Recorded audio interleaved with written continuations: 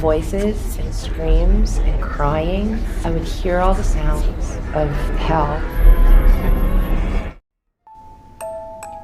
कैसा होता होगा एक ऐसी सिचुएशन में रहना जहाँ आधी रात को तुम्हारी नींद टूट गई है।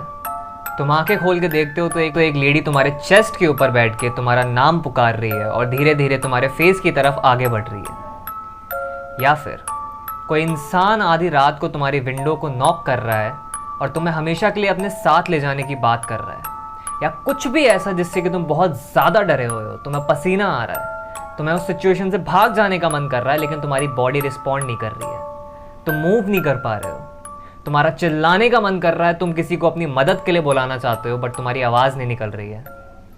This is called sleep paralysis. तो स्लीप पैरालिसिस के डिटेल में ना जाते हुए आज हम स्लीप पैरालिसिस से रिलेटेड कुछ स्टोरीज़ के बारे में जानेंगे जिनको सिर्फ पढ़ के मुझे पर्सनली काफ़ी डर लगा था। और उनमें से एक स्टोरी तो ऐसी है जिसको पढ़ के मेरी फट गई थी, मेरी लिटरली फट गई थी। तो ये स्टोरी एक 20 साल के लड़के की है जो कि रात के टाइम पे अपने दोस्तों के साथ पार्टी करने के बाद अपने घर पहुंचा। उसने गेट खोला और अपनी जैकेट उतार के उस डोर पर टांग दी और थोड़ी देर बाद अपने बेड पे आके चुपचाप सो गया। उसको कुछ अंदाज़ा नहीं था कि उसके साथ अभी क्या होने वाला है। आधी रात को कोई उसका डोर नॉक करता है और उस आवाज़ से लड़के की नींद खुल जाती है। वो अपनी आंखें खोलता है और अपने सामने एक लड़की को खड़ा हुआ पाता है जो कि पीट करके खड़ी हुई थी और उसने वही जैकेट पहनी हुई थी जो लड़के ने उस डोर पर टांगी थी। वो लड़की कुछ नहीं बोलती है, वो लड़की बहुत देर तक शांत रहती है। लड़का घबराया हुआ होता है कि वो कौन है। वो लड़की इस लड़के की कज़िन थी जो कि 1.5 साल पहले मर चुकी थी। थोड़ी देर बाद वो लड़की घूमती है और मिरर को देखने लगती है। मिरर को देखने के बाद वो लड़की चुपचाप आके उस लड़के के साइड में बेड पर लेट जाती है। वो लड़का घबराया हुआ होता है, वो चीख नहीं पा रहा होता है, वो किसी को बुला नहीं पा रहा होता है, वो हिल नहीं पा रहा होता है। वो लड़की अपने कज़न की तरफ फेस करती है और उससे बोलती है, तुमने मुझे क्यों मारा? वो लड़का घबरा जाता है, वो लड़का बहुत घबरा जाता है और थोड़ी देर बाद उसकी बॉडी में मूवमेंट वापस आ जाता है। उसकी आवाज़ निकलना स्टार्ट हो जाती है। वो चिल्लाता है, उठता है और देखता है तो उसकी जैकेट अब भी उसी दरवाजे पर टंगी होती है।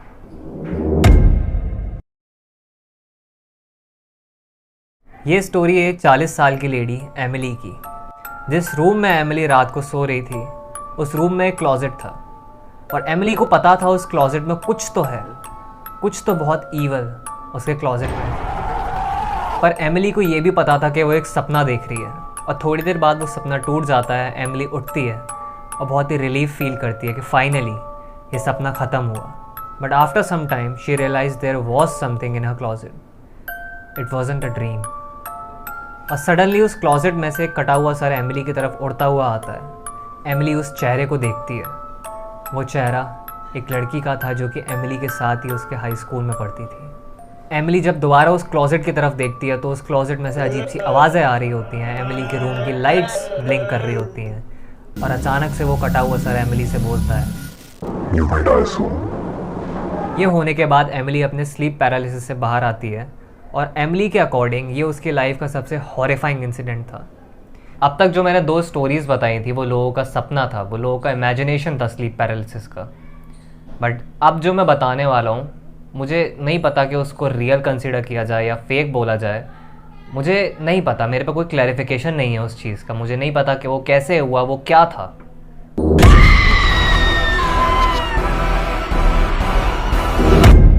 तो ये स्टोरी है निकोल की।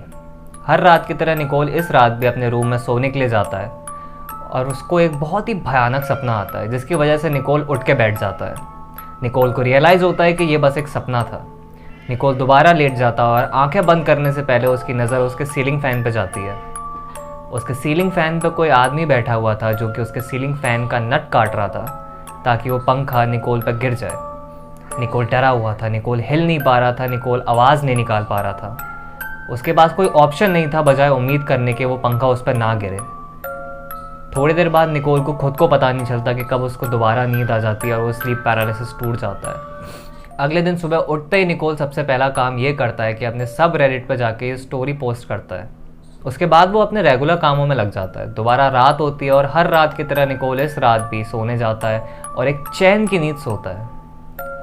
अगले दिन सुबह उसके डोर पर नॉक होता है। उसके घर वाले डोर खोलते हैं तो उसके घर पर पुलिस होती है, जो कि एक डेड बॉडी के इन्वेस्टिगेशन के लिए आई हुई होती है। और वो डेड बॉडी थी निकोल की, जिसकी मौत सीलिंग फैन गिरने से हुई थी। इन्वेस्टिगेशन के दौरान पुलिस को उसके सबरेडिट के बारे में पता चलता है और वो उसकी स्टोरी पढ़ती है तो पुलिस का भी सर घूम चुका होता है। पुलिस को भी नहीं समझ में आ रहा होता है ये हुआ क्या।